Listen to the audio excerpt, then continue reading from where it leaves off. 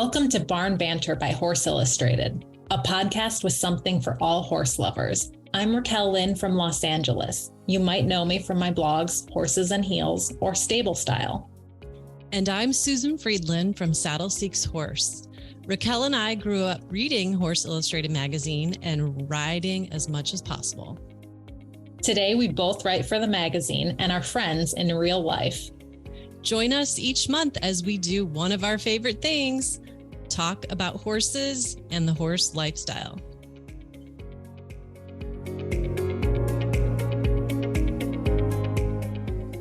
Hey, Susan, we're back for episode 2. How exciting. It's a really busy time of year for so many of us. What have you been working on lately? Well, I got to tell you, Raquel, I've really been juggling articles and my upcoming new book. I can tell you that next year I've got an article that will be in Horse Illustrated based on my trip to Ireland. And Western Life Today, I'm working on a feature regarding going to the Central Coast area of California. And the manuscript that I'm most excited about, I'm in the home stretch. It's going to be another memoir, and I'll tell you more about that in the future. Oh, I can't wait to hear that. I know you've also been selling your books for the holidays. Tell us a little bit more about them for those listeners who are unfamiliar, and where can they find them? Sure. So my first book is called Horses Adored and Men Endured, and it is my somewhat cringy tale, true tale. It's a horse lover's dating memoir. And a few years ago, there was an excerpt of it in Horse Illustrated, actually. And then my follow-up book was a little more of a kind of sad thing. I wrote it through a lot of tears, and it was based on a blog post. It's called Strands of Hope, How to Grieve the Loss of a Horse. And it was written based on my experience of losing my heart horse that I had had for 16 years. And then my final title is called Unbridled Creativity, and it's for the writing writer. I know those words writing and writing sound alike, and it's a list of writing prompts. So if you like to write and love horses, it's a great gift book. It's a great creative journal type of publication.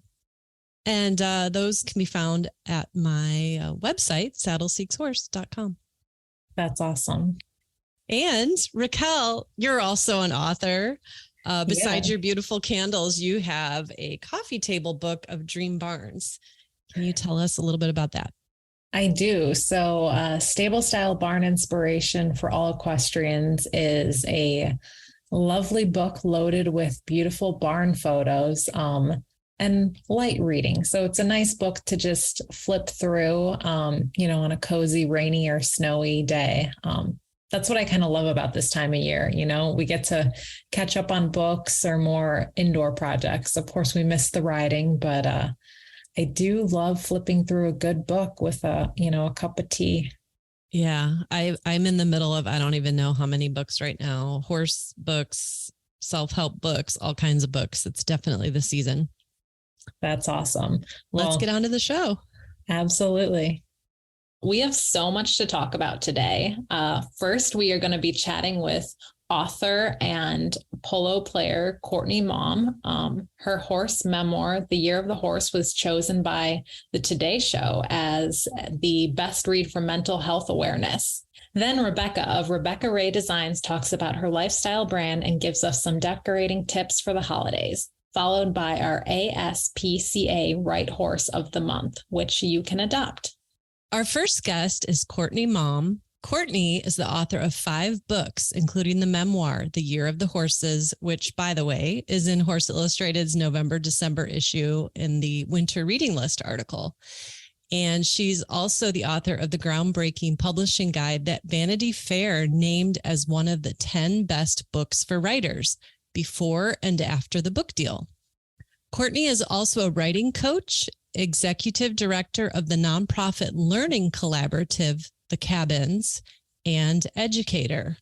When she's not helping writers to write better, she's working on deepening her bond with her rescue racehorse, Abuelita. Welcome, Courtney. I'm really thrilled to have a chance to speak with you today and have you on Barn Banter. I'm so excited. I'm so happy to be here. I feel like I just ate a bunch of grain and I've got the zoomies. I'm so happy. Cool. Okay. Because I got a lot of questions for you here. Well, first off, as you know, I read your book and I loved it and I reviewed it on my blog, Saddle Seeks Horse. The book, again, is The Year of the Horses. And you wrote about a very special Christmas gift from your childhood. And I admit I was a little bit jealous when I got to that part of the story. So could you just tell it what, the holidays are upon us. Tell us about that gift. My like perfect childhood. Yeah, I had a very lovely childhood. And when I turned 5, by that point, I already had the horse bug. I wanted a pony, a pony, a pony, a pony. I think I had seen a pony at a child's birthday party or something, and that was it. There was just nothing else. I wouldn't shut up about it. So my parents, being clever and rational, got me a rocking horse for my 5th birthday, but not just any rocking horse, like a life-size rocking horse made out of mahogany that was actually so heavy I couldn't rock it alone with my 5-year-old body. My mom had to come behind and sort of thrust it forward. And I certainly spent a lot of time on that rocking horse. It had real reins, leather rein, like it was quite something, right? Probably cost more than a pony, honestly. And that didn't scratch the itch, alas, especially because I could not move it myself. And so I didn't stop. It was like my own daughter right now with Taylor Swift concert tickets, which again cost less than I could find a horse for less than Taylor Swift concert tickets. And so for my the sixth Christmas, I came downstairs and there wasn't like much under the tree, but my dad, I think the car was idling outside and I just got that feeling, and we had a quick breakfast and drove to a barn, not a barn I knew because I wasn't riding. And there was, every little horse girl's dream, this little fuzzy pony on crossed eyes, unhappy to be on crossed eyes with a big red bow. And oh my gosh, yeah, it just absolutely amazing. I can't imagine how long, my parents stay at that barn, but like definitely one of the happiest moments of my life. And yeah, up there with the really, really good Christmas presents. So yeah. So was the next Christmas kind of a downer? No, because I was just, nothing matters after that. If you have the right match with the horse, like every Christmas since I've started riding again as an adult, my list is all for someone, for a horse, not to be gifted with a horse, but it's like, oh, I want new hoof boots, or I love a new saddle blanket, or, ooh, I'd really like to try this supplement and it's a little expensive. I hope that Santa brings it for me. There's nothing on my list for me. My daughter was reviewing it the other day. She's 9 and she was reviewing, we both wrote notes to Santa. She still believes in Santa. So we both wrote our letters to Santa and she said, Mommy, everything on here is for the horse, what do you want? And that's the place that brings me joy. I could ask for some new pens because writing brings me joy, but I can get myself pens. Stuff for the horse. Yeah. Yeah, it really brings me, honestly, the stuff for the horse is so utilized.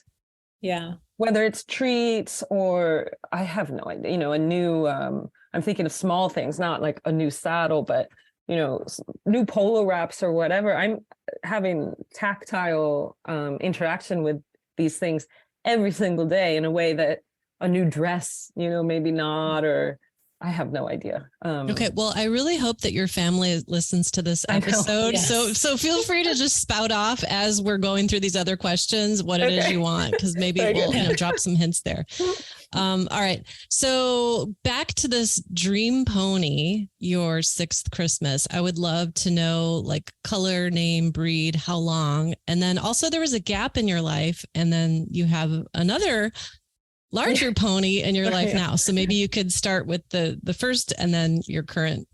So let's see. I have pretty much only can go on my 6th my 6-year-old memory of this pony, because my parents seem to have forgotten everything. I interviewed them for my memoir.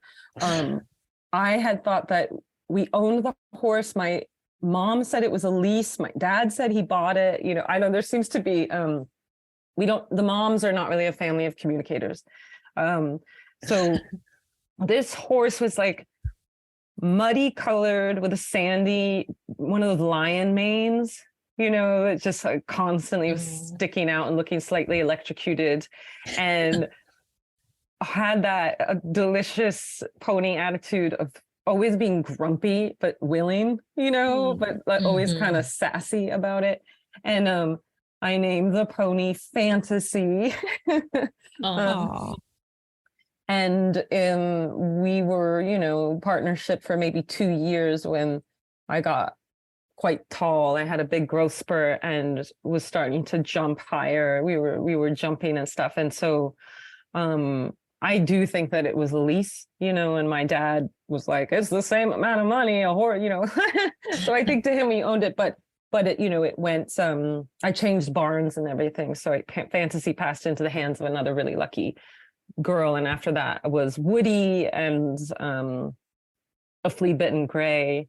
And then I stopped riding. My parents got divorced, financial situation changed, but mostly my brother, as I write about in the book, my younger brother was starting to have some very, very serious developmental issues and health issues, and was hospitalized just constantly. And there wasn't time, you know, for my sort of indulgent riding anymore. So yeah, I didn't start again until, I never thought I would return to horses. Actually, to me, they were a trapping of a very privileged past, which I felt was behind me.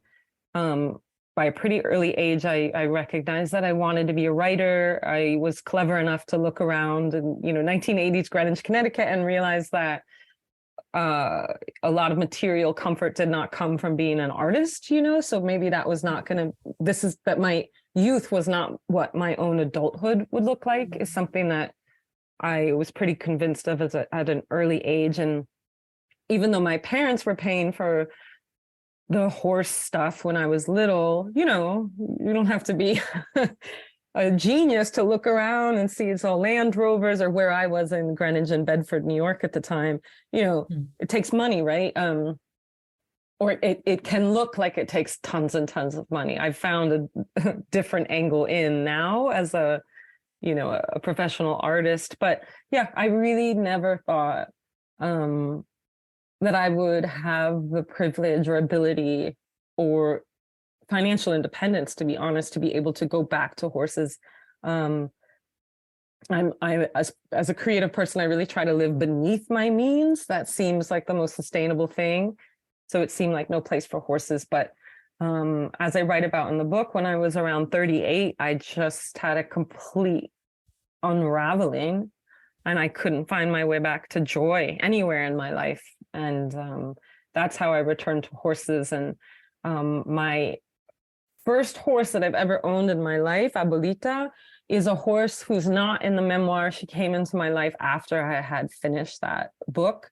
The book sees me learning how to play polo, which is, I call it my anti-sports memoir, because I've never thought of myself as an athlete, but competitive sports brought me back into my body, which for a depressed person, I think is a struggle, right? There's a disembodiment element. And got really into polo, mostly arena polo. And long story short, I met this mare, a senior mare. That's why she's named Abuelita, which is Spanish for like little grandma. And she was being abused, neglected, not fed. Basically, this dude was, I think, hoping she would colic in the field. And I decided to go to bat for her, even though, you know, my abilities are more quarter horse, gelding, steady, easy. And instead, I went to bat for an abused 26-year-old chestnut mare, thoroughbred. Yeah. I feel like this needs to be a novella or some kind of short story. I don't know if you do have plans or if you can share with us if you're going to have any kind of storyline with her. I wrote an article for The Guardian about her. The Guardian, it's a newspaper. It's in print and online, so I guess newspaper. And that was a very proud moment for me. They sent out a photographer and stuff. I'm so in it with her right now. I really do want to write about it at some point, but I'm so in it with her right now that because she's regressing. We'd made a great deal of progress. She'd become, we were going on trails alone. And right now, maybe it's winter. I often tell people I think she does not understand why she's not wintering in Florida, which she's bitter because of the bitter weather. Yeah. She was worked hard when she was in Florida, but still, I think she's like, ugh, you say you rescue me, and yet I have to spend the winter in Northwestern Connecticut. Are you kidding me? So right now I'm too in it. It's much like my depression. People ask me sometimes, did you write the book while you were going through it? And the answer is absolutely not. I was in a really bad place. I didn't write that book till maybe 5 years after getting better. And with her, I take copious notes. I talk about her all the time. But yeah, I think I would like to novelize it, fictionalize it at some point, because I'm also, I try not to have too much sympathy for people who abuse animals, but the person whose quote unquote care she was in before, I'm also trying to wonder trying to sort out in my head what makes people hurt animals, Yeah. hurt people, but really hurt people hurt animal.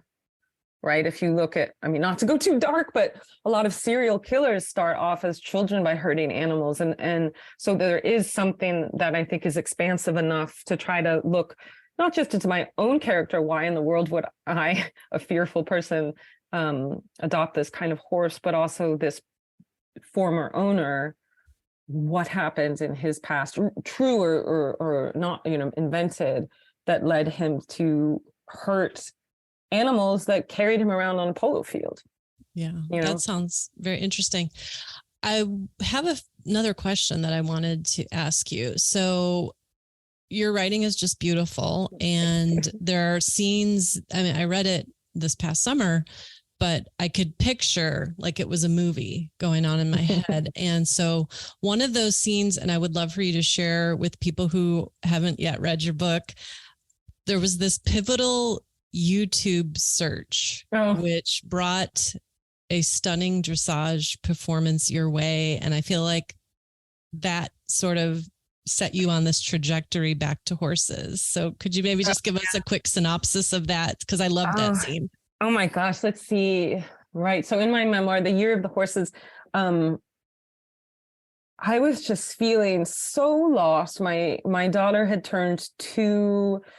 My writing, I had a book that was under contract and due imminently, and the book was just not working. And, as a type A Virgo, everything, I've sort of always wrangled things into working, and nothing was working. My relationship with my husband was coming apart at the seams. My health was really bad. I have chronic insomnia. I wasn't sleeping. And I remember going up to my office, which was on the 2nd floor. We've moved out of this house since, and I just typed in like, show me something beautiful. I literally typed into Google, show me the most beautiful thing in the world. And oddly enough, I wasn't researching horses at that time. They weren't on my mind. So I don't really know algorithm wise why this video would have come up, but it was maybe not one of the final performances, I think, of the am I speaking out of turn, Dutch dressage rider Andreas Helsgrand. I think Dutch, I hope. And his horse, Blue Horse Matinee. And it wasn't one of the, Grand Prix style, huge, beautiful arenas. It was like kind of a crappy, weird arena in some rural part of Germany. People seemed kind of drunk. It was really dark. And he came out to Simply the Best by Tina Turner. And all the lights were off, and there was just a spotlight on this gorgeous white horse. And I'd never seen dressage. You know, I'd been at a jumping barn. I had never seen dressage. Those 30 years I didn't spend where I didn't ride, I didn't spend pining for horses. I really didn't. I thought I'd moved past it. I had never seen a dressage performance. And I looked at that video and I just started like weeping, absolutely weeping, because the bond between him and his animal and the joy that the horse was showing in the performance, I thought, first of all, that's connection and that's joy. And I have neither of them in my life right now. I don't have that joy and connection with my husband. I had it with my daughter. We don't have it right now. And I don't have it with my writing. And if I don't get it back somewhere with something, I'm going to come apart. My whole life is going to come apart at the seams. And you know, ironically enough, it's not like I ran to schedule a horseback riding lesson. I don't think I did for 2 more years.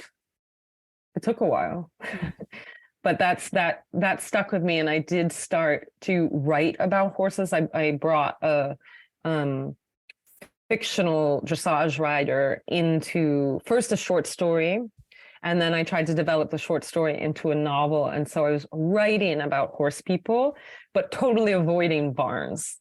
And ultimately, the most important seed was probably going to a barn to interview a dressage rider. I had picked a dressage champion as my main character, but I knew no dressage riders, and I'd only seen a video, not in person.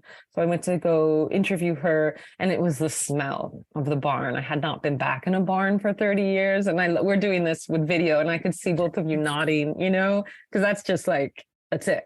We know the smell. You familiar. And I think Yes. I'd been avoiding that smell, just knowing that you would just absolutely bring me back. And again, it wasn't right away, but my soul certainly, you know, raised its hand and was like, hello, we would like to do this again, please. Yeah. This is amazing. So the other thing I want to know, because I'm also a memoir writer, is you share such intensely personal information about your mental health and about your relationships. And so do you ever have these moments where you think, oh my gosh, I can't believe I put so much of my life out into the world, and like wish that you could take it back? Or how is it that you're able to share so vulnerably? Did I say that right? Yeah.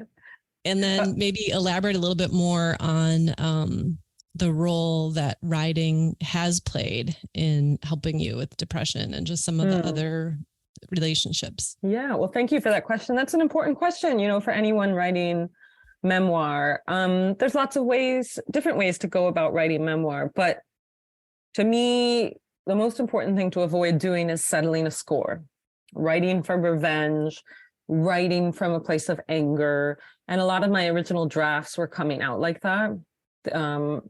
I felt that I had been right about a number of things, and my husband had been wrong, or I was angry at my parents, or, you know, whatever the heck it was. And really it was through revision that and maturity and time and patience, that I realized that, sure, certain things had happened in my past, but, you know, that I was mostly responsible for the way that I was feeling or not feeling. I was responsible for the way I was viewing or not viewing the world. If I had pessimism issues, you know, those were kind of my issues.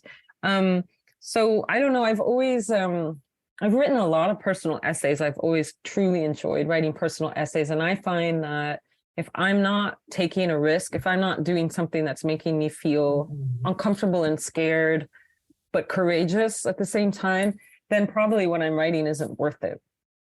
You know, even when I write funny, I mean, this book has a lot of humor in it, but even when I'm writing kind of one-off pieces for online magazines that are deeply funny, I'm still trying to show myself as vulnerable. So for example, in my guidebook, the before and after the book deal, that's a book that came out of my experience of being a debut novelist with a totally unexpected bestseller, right?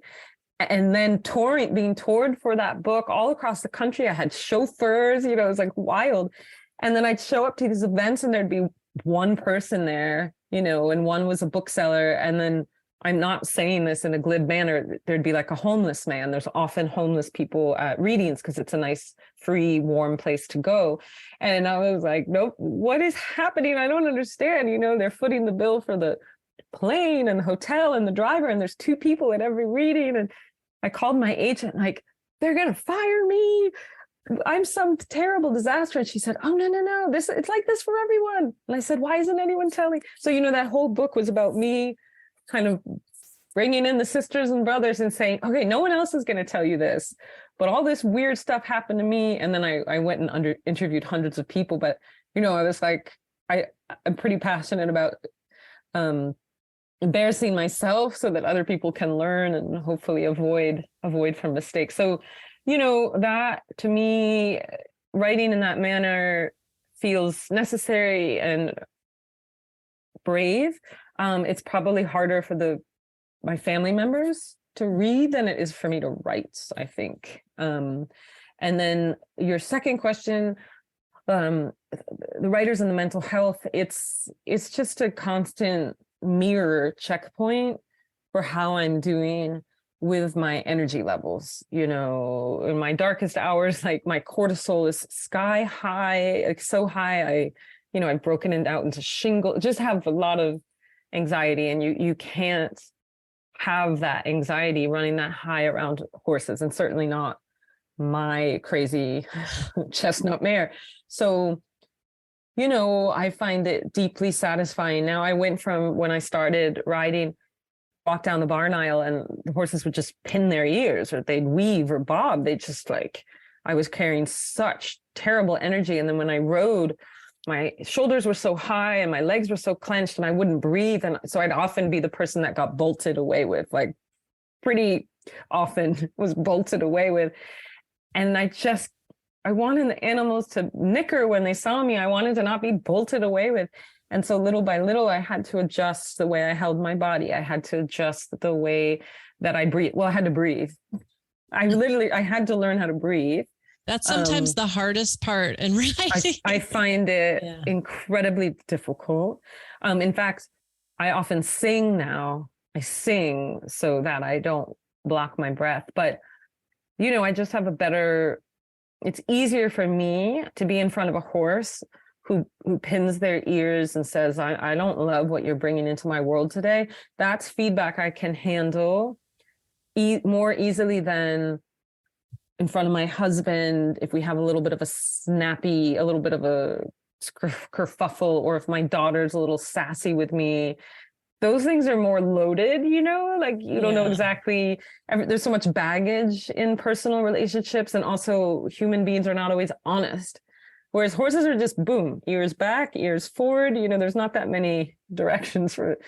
Yeah. Right. They swish their tails, they paw. There's limited amount of ways for them to communicate what energy you have, and they're all pretty clear. Their body language is awfully clear, whereas humans are confusing.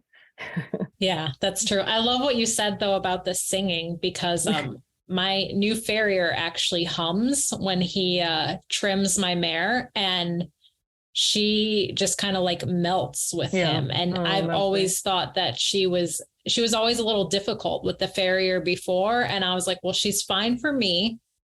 She's not okay with this farrier. And then I got this new farrier, and he just picks up her feet and hums, and she just is like, oh, hey, I love you. So but probably the vibrations from humming, are deeply pleasing. And sound healing is no joke.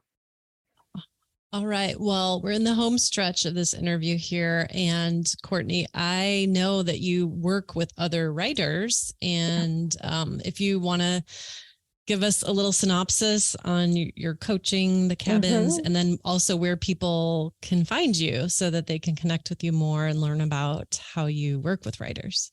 Sure. And I'm saying writers as in writing stories. I know. I don't say my T's very. No, it's hard. It's hard. Not writing. It is hard. Yeah. Writing and writing. I'll have to pronounce my W. So, basically with the kind of coaching work I do, I just cut straight to the chase. I don't do full manuscript consultations. So I'm not sitting down and reading your 70,000 page, and then helping you bring it up to a certain level. What I do is I isolate, I'm kind of like the chiropractor, right, for horses. I'll isolate the problem area. Usually I do this in often I could do it by just looking at someone's query letter. A query letter is a summary of your book or a pitch that you're trying to send to an agent or an editor to get them interested in your work. And generally from the query letter, I can suss out, oh, there aren't enough stakes, or the middle's going to drag, or this memoir is all memories and the person has forgotten to turn it into a memoir. There doesn't seem to be value added for someone that isn't this person. It's almost like a cathartic diary. And then instead of trying to do a line by line edit on this massive sprawling thing, I really just talk to people, try to bring them back to the original reason that they wrote this, try to see where things went awry, and give them actionable solutions that they can use, but also teach themselves. I don't actually look to have ongoing clients. I have just a few, but generally I want to get in and I want to get out. I want to train people to be their own best editor, and also just give truly candid but supportive feedback. So, I'll work with someone who they've been sending out their memoir. It's gotten 40 rejections without any kind of personalized feedback, and they have absolutely no idea what's working. And often people come to me when they've paid thousands and thousands of dollars to a developmental editor who has sort of blown smoke up their ASS. And that's not interesting to me. So I will tell people in as supportive of a manner as possible what's wrong, and sometimes it's just that their writing's not there, and I tell people you have to go to conferences, or you don't read. A lot of times people don't read, they're writers. So I do that. And I help people with their query letters, because it's very hard. It's very, very hard to write a summary of your work. Oh, and then the Cabins is my nonprofit arts retreat. But it's special in that it's not like regular artist retreat where people go to work on their own projects. You go to collaborate and learn from other people. So we usually take around 9 people. It's totally interdisciplinary. So that means absolutely not just writers. We have actors and dancers. We've had a clown. We have architects, graphic designers, filmmakers, musicians. And everyone who comes has to teach a master class in the passion of their choice. And it doesn't have to be what they align with professionally. So we've had a writer who came and, she was like, I'm just so burnt out on teaching writing. Could I teach pasta making and kind of bring in world building into the pasta making? I said, absolutely. And the idea is everyone has to go to every class.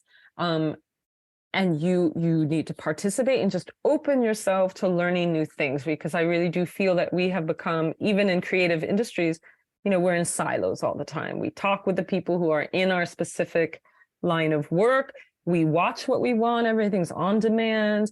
Your phones bring you the information that you want to see. Twitter brings you TikTok, they bring you the videos you want to see. And so we're not always engaging with personally challenging information. And I think it's very important to stay challenged emotionally and creatively. So that's the idea. It's a learning collaborative. And it's short and it's low cost and it's always in a beautiful place. Very cool. So if people want to learn more about the Cabins and see the many books, you've written several of them, and learn about you, where would you want to send them online? So your best one-stop destination would be CourtneyMaum.com. MAUM is my last name, CourtneyMaum.com. And through that, I have a newsletter you can subscribe to where I send out very insidery publishing and publishing advice, publishing insight, and craft tips every week. And through my website, you can get to the Cabins, but the Cabins is the Cabins Retreat www.thehorsesadored.com. Right now, we just closed for applications. We don't have a current open application cycle, but in the fall, we are launching the Cabins West, which will be out in Joshua Tree, and those applications should open this spring. So if Raquel was just in Joshua oh, Tree. good. I love Joshua Yeah, Tree. it's fantastic. Yeah, so if you find me on social media, especially Instagram, and sign up for my newsletter, that's always how I keep everyone abreast of what's happening in my book world and then the art retreat world too. Wonderful. Thank you, Courtney, for coming on. It was really fun to talk to you, and a lot to digest there. Thank you for being vulnerable. And thank you. Well, Appreciate thank you it. so much for having me, and thank you again for reading The Year of the Horses. I hope if people are listening and they decide to pick it up, that you enjoy it. If you don't enjoy it, just keep that to yourself. If you enjoyed it, tell everyone. Yeah. Excellent. But, well, I did enjoy it. So that's coming from me, Susan. Go get The Year of the Horses. And I especially, the other scene that I thought when you mentioned that you do kind of write some funny things was the model horses prior to one of your first polo matches. Oh, the coach that. talk, the chalk talk. My old polo coach would give us chalk talks where she pulled out all these Breyer horses, and she'd be like, "Okay, Courtney, you're on horse number 1." And it would be a draft horse, like it'd be this Clydesdale Breyer horse, and then there'd be the Itsy Bitsy Pony, and she'd be like, "Matt, you're number 2 and you have to get an offside," and it was just, I thought that was a riot. I just loved that so much. I think you had a line in there too, something about you wanted to just ride the Breyer because you were right. feeling a little bit intimidated.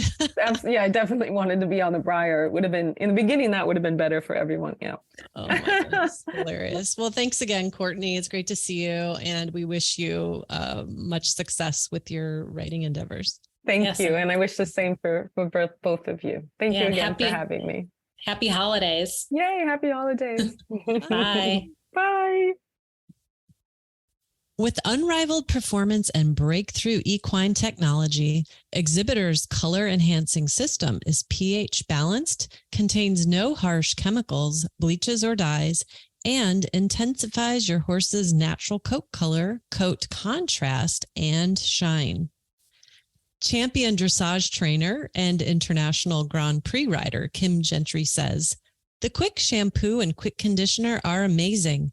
The formula is very low sudsing, and with very little effort, it pulled the dirt and grime off my horse's coats without having to do a lot of scrubbing.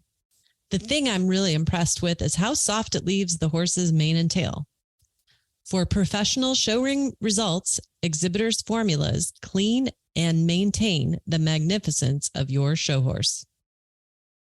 Our next guest is Rebecca Juhasz Smith, the CEO and designer of Rebecca Ray Designs. Her Benchmade bags are produced by American multi-generational artisans, all by hand. Rebecca's a mom, wife, and farm owner living in Ohio. She embraces the sporting lifestyle while raising champion Percherons, English setters, and border terriers. Hi, Rebecca. Thanks so much for joining us. Well, thanks for having me. We're so glad you're here. We have so much to talk about today. And for those listeners who are tuning in and aren't familiar with you and your brand, give us the rundown on Rebecca Ray Designs. Well, sure. Rebecca Ray Designs is really a lifestyle brand. It's all things equestrian. And we really started in the handbag space, but we've moved to accessories, home goods, tabletop, stationery, and everything that encompasses the sporting art and the sporting lifestyle. So it's very horsey and very canine too. Yeah, that's amazing. For those of you who don't know, I used to live in Ohio. So Rebecca and I met many years ago. And I've been a fan of just your handbags and everything. It's really gorgeous and has, beautiful equestrian details. So that's how you started, correct? With the handbags? Right. I really started making everything myself years ago. And it was while my husband and I were living in California in San Francisco. And it just was one of those things that really happened. My degrees, my undergraduate and graduate degrees are really in education and political science. So this was a little bit off the track.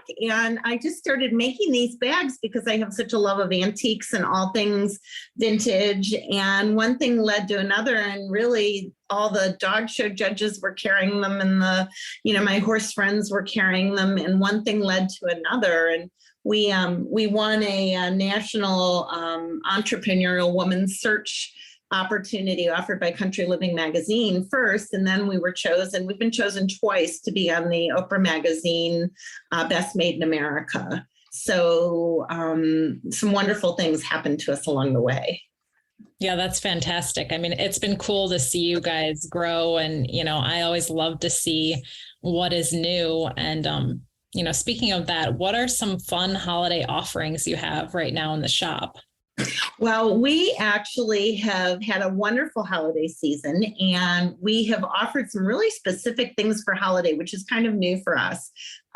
We have a velvet pouch that we've done with 2 fell ponies on it for holiday as an evening clutch.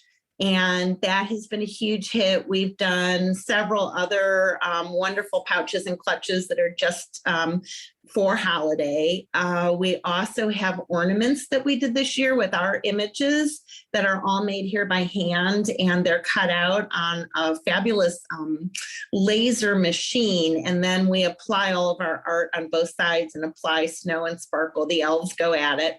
And those have been tremendous.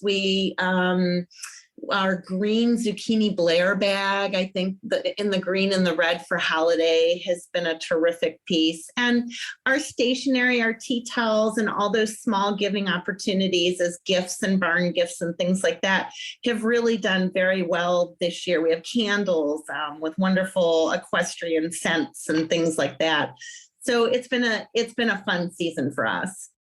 Yeah, that's great. That zucchini bag is really cute. I know. It's calling my name. Yeah. And anything green, I think, with equestrian is just really classy. I do too.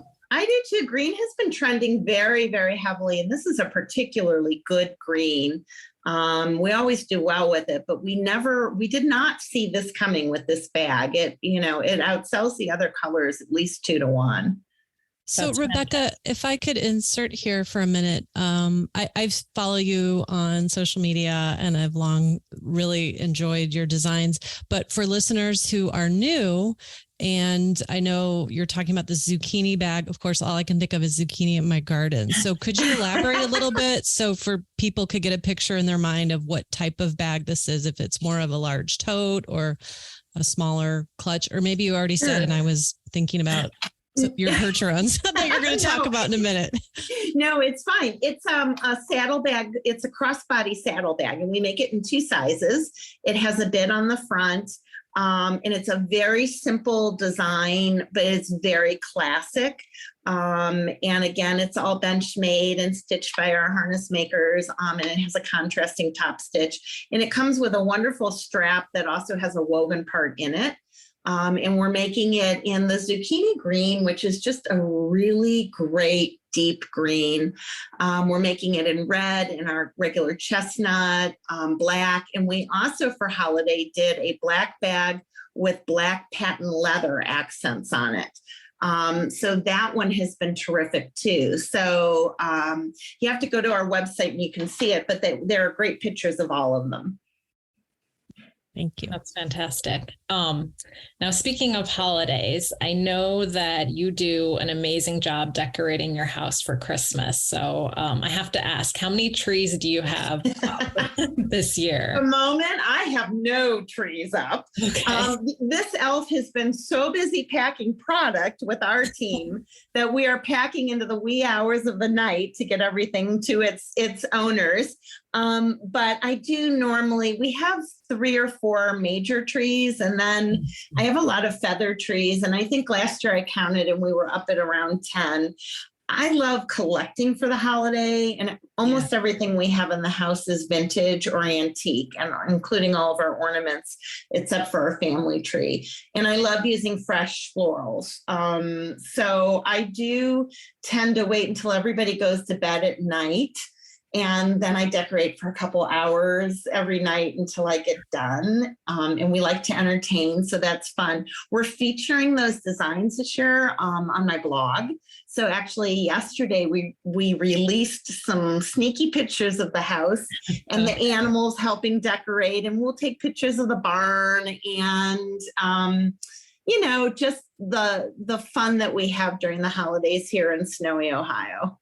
Yeah, it's beautiful. What part of Ohio are you in, Rebecca? We live in northeastern Cleveland in the suburbs. We're in a sleepy village called Chagrin Falls, which is very much a tourist destination. And it looks like a New England village. And we're along the river line where it's very much horse country. We have a hunt here. We have very active horse people. And it's a really fun place to live, and we really enjoy it. Sounds beautiful. Yeah, it is. I've had like many like first dates in Chagrin Falls. It's definitely like the perfect place to take a new boyfriend, or, I took my husband there. We had like a date there. So it worked. It got me married. It got you married. Well, it's funny. My husband often entertains his business clients here if they're in town. And one of them one day said to us, "You didn't tell me that you lived in Bedford Falls," which is, from It's a Wonderful Life. It very much has that vibe about it. It's a very retro kind of vibe, and it's a fun place to live. Yeah, it is. Now jumping back into the horses, and I know Susan wants to talk about this a little bit, but tell us who you have in your barn right now, and a little bit about what you do with those horses. Well, we raise driving Percherons, mostly for driving and in-hand conformation.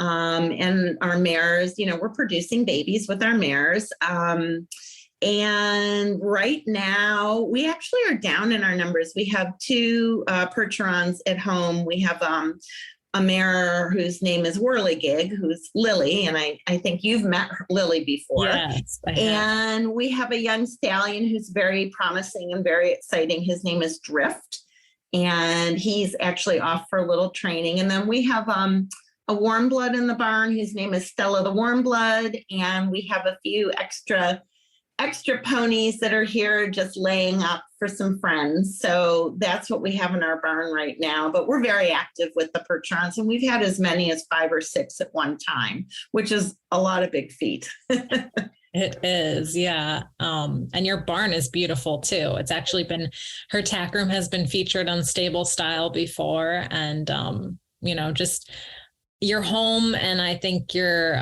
barn and everything, it kind of represents, the lifestyle that you live with that sporting horse, it's got, and you just have a great, eye for design. Well, thank you. We, the company is really about what we know and what we love, and we're very authentic because of that. Everything on our handbags is all horse equestrian grade hardware. It's all premium bridle leather. We're using pieces that we know what they do when we use them on horses. So it's an authentic process to get to the product that we get to, and we're very familiar with it. And I think that's what lends itself so nicely with the public, is because they understand that, I'm cleaning stalls at 6 o'clock at night, and I'm running kids back and forth to school and all of that, no different than anyone else really. And it's all a juggling act, truthfully. Yeah, you definitely have a lot on your plate. And going back to Christmas, are you hosting this year, or? We actually we're only having a small event here this year. Normally we do a couple of big ones, but with work being so busy this year, I was afraid to really get myself too overcommitted. Yeah. So we wanted to have enough time to do some sleigh riding and things like that. And so we're having a quiet Christmas at home this year with family, which will be very nice. That sounds really nice. Well, tell us a little bit about the sleigh riding and stuff. So you hook the Percherons up when you get the snow and take them out? We do. It's hard. Sleigh riding is all glamorized and, everybody thinks you can just hitch the sleigh up. The conditions have to be really right to sleigh ride. So more often than not in the winter, we're doing wagon rides with hot chocolate, and there may be an adult hot chocolate beverage involved to the people in the back of the wagon. And usually my husband and our daughter drive, and then we take a group of people in blankets and go out in the snow. We've done parties here at night where we do sleigh rides under the stars and the moon. And we do torches lighting them, which is really, really fun. Usually we hitch a team, and we have what we would call a bobsled, which can take enough people. We have a formal sleigh too, but really with a team, the bobsled is a better bet. And we just love doing it. We really fell into driving horses with a pony that we bought for my daughter when she was 2. Mm-hmm. And we had such fun driving that pony that my husband and I decided that, we wanted to do bigger driving horses. So that's when we went to draft horses, who really are everything that they're characterized as. They are gentle giants. We love living with them. They would sleep on the ends of our beds if we would allow them, especially Lily. Yeah. So they're a little big for that, but it's been great fun. Yeah, Rebecca, a question I have for you, sure. Because I'm thinking now, of course, of the songs we sing around the holidays, and I'm dying to know, what is the difference between a bobsled and a sleigh? I just assumed that it was, interchangeable. Well, a sleigh, I don't really know the technical answer to that, and I'm sure there's really a good one. A bobsled is really like a big wagon box with 2 axles, and a team would haul it. And a sleigh has 2 sets of 2 runners, and a fender board. And typically with a sleigh, you're only going to use 1 or 2 horses. The problem we have learned with a sleigh and draft horses is if your fender isn't really high, you spend a lot of time with snow in your face. I mean, if you're really moving. Well, and on a bobsled, you're much higher and it's far more utilitarian. That makes sense. And now do you have trails, or where do you take when you go out with the sleigh or, the wagon? Where do you guys go? Well, our neighbors know we're nuts. And so we have a wonderful cul-de-sac across the street, and we can drive quite handily through the cul-de-sac. In fact, sometimes we'll have 3 wagons and 3 sets of horses, or 3 horses driving when we're getting ready for shows to keep them, fit.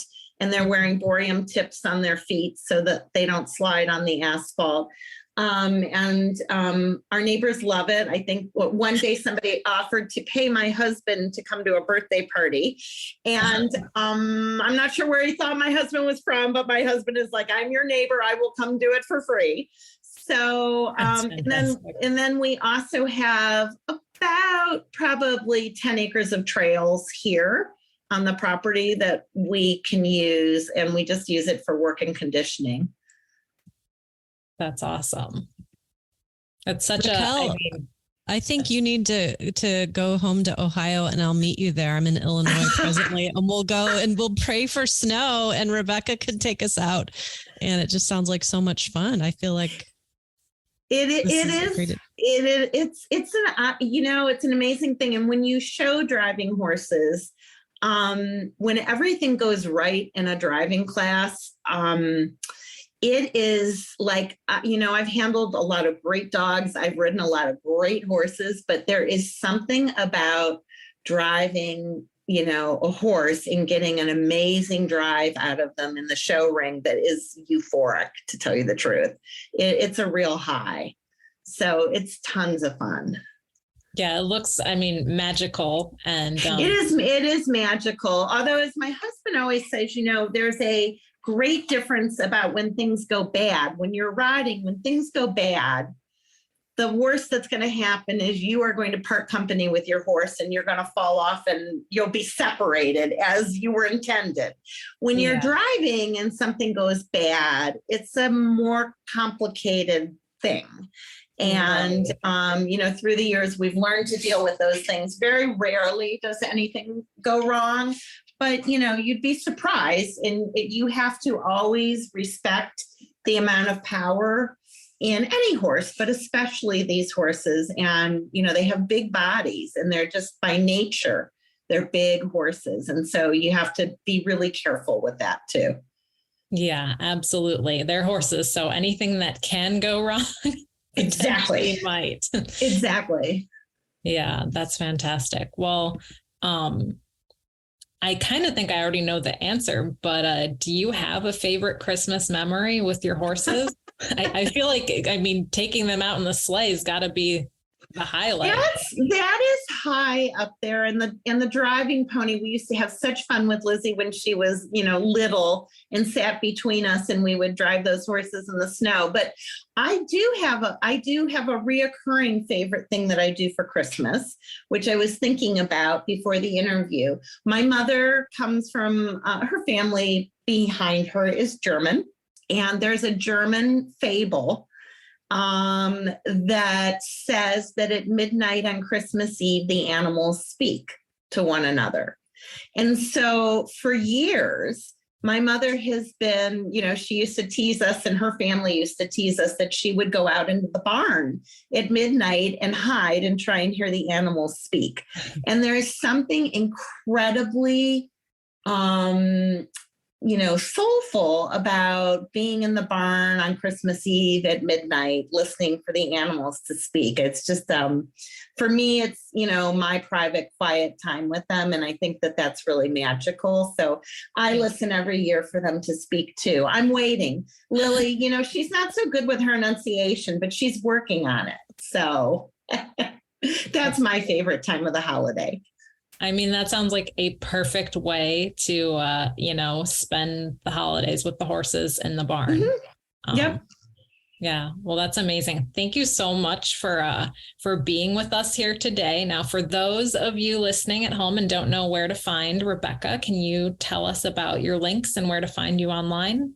Sure. Online, it's Rebecca Ray Designs with an S.com. And if you Google us, you will undoubtedly find us. We have a wonderful blog that is, if you scroll down to the front page, there's a link to the blog. We're very active on Facebook under the same handle, and we're very active on Instagram, where I think we're Rebecca Ray Designs USA. With some dashes underneath. So, but we're pretty easy to find, and come join our community. It's lots of fun, and we have recipes that we share. In fact, my Christmas blog is up right now with the Christmas punch that I like to serve, and it's a really easy recipe, and it never fails. So we're gonna send sneak pictures of the house and the horses and the dogs and stuff out all throughout the season. So you might enjoy seeing those. Yeah, that's perfect. I love seeing, following you on social media. So I'm sure everyone else will put your links in the show notes and everyone can go find you. But thank you so much for chatting with us today. And, hope you have a wonderful holiday season. Well, you ladies as well. And don't forget to go check to see if your animals are talking at midnight on Christmas Eve. I will, for sure. Thanks, Rebecca. Thanks, Rebecca. It's not easy being a cowgirl, but a little magic helps. No matter if you're a horse trainer, photographer, mother, secretary, or athlete, Cowgirl Magic Hand Cream is here to add a hint of the lush life to any active, hardworking lifestyle. The new Cowgirl Magic Ultra Hydrating Cream is luxurious, rejuvenating, and clean, complemented by a light, soothing fragrance. Formulated with a blend of coconut, apricot, avocado, sesame, and olive oil, this age-defying formula works hard to deeply hydrate, restore, and fight the appearance of wrinkles as it absorbs quickly with no residue or greasy feel. From the makers of Cowboy Magic, Straight Arrow is proud to present this age-defying moisturizer, new to Cowboy Magic's line of products, adding a cowgirl's touch. Today, we are chatting with Audra Agnone, the equine placement coordinator at Happy Trails Animal Sanctuary in Ravenna, Ohio. Hi, Audra. Hi. Thanks so much for being here with us today. Yes, thank you for having me. So today's adoptable horse of the month is Nomad. So can you tell us a little bit about this sweet gelding? Yeah, so Nomad is a 15-year-old, 13.3 hand grade pony. He has a really special story that we are super happy to be a part of, but he's kind of ready to transition to a new home. He is rideable and he does extremely well. We actually originally came across him in a corner stall at the Sugar Creek auction, and he nickered to us and seemed like a big project. He was blind, a little bit underweight. We were a little skeptical. We ended up obviously winning the auction and bringing him home. We just couldn't let him go. He is extremely well adapted to his blindness. He should make a really fun pony to put around the backyard or maybe some trails on. Audra, I just loved hearing about this because I have a friend in real life. I also follow her on Instagram, but I know her in real life and here in Illinois, and she has a blind mare and she does some pretty amazing things. And there's an account I follow on Instagram too for this blind Appaloosa, and this horse, his name is Endo the Blind, and he does amazing things like trail courses, driving. I've seen him. They do lessons, I think, with little kids and that. So I was unaware until my friend and then following this account that blind horses still have so much to give. Yeah, I mean, they really do. He's extremely playful on the ground. And it's such a cool story because he really does need a home where he isn't, where the home doesn't allow his blindness to bring him down. And it sounds like that's exactly what your friend and Endo, what they do with their horses. It's really awesome. So would you recommend, I honestly don't know a lot about blind horses. I'm just mildly aware, but would you recommend that he have another companion to help him know where boundaries are, like for, a pasture or a paddock or something like that? Generally, I would, but I will say Nomad does extremely well out in his herd, but he also is the kind of horse that I think would do well alone also. So he could go either way. And I think that benefits him a lot. He doesn't really seem to mind. He doesn't want to be any part of any drama that any of the other horses have. So I think it could go either way with him. I really think he would be good with companions or he would do well alone. That's amazing. Yeah. Does he, I'm trying to picture what he looks like. Can you tell us a little bit about his coat color and mane and tail? And yeah. So he's a bay gelding. He has an adorable little head tilt. That's kind of one thing that drew us in. It's so cute because it's like a curious head tilt, but we believe that the head tilt came from the injury that caused his blindness. Our vet, we don't have background information on it, but our vet believes that he had a significant head injury, which caused the blindness and has also caused the slight head tilt. He has a black mane and tail and really actually very good conformation for a pony. So he just an overall really cute pony. Yeah, he looks really adorable. Now, can you tell us for the people who would like to see Nomad and apply to adopt him, where they can do that? Yes. So our website is happytrailsfarm.org. And we have a very simple adoption application process where we just prefer you to fill out the application, and then we do a lot of our matchmaking through conversation. So we generally will give you a call and kind of work out details and make sure that he's a good fit for your home. And then from there, we can have you schedule a visit and bring you on out to meet him. That's fantastic. Well, thank you so much for being here with us today and sharing a little bit about Nomad. And I hope he really finds a wonderful home and someone who's going to love him for his blindness and embrace, everything he has to offer. Yes, thank you for having us, and thank you for the opportunity to give him a chance to shine. Thanks so much. Bye, Thanks, Audra. Bye. Bye.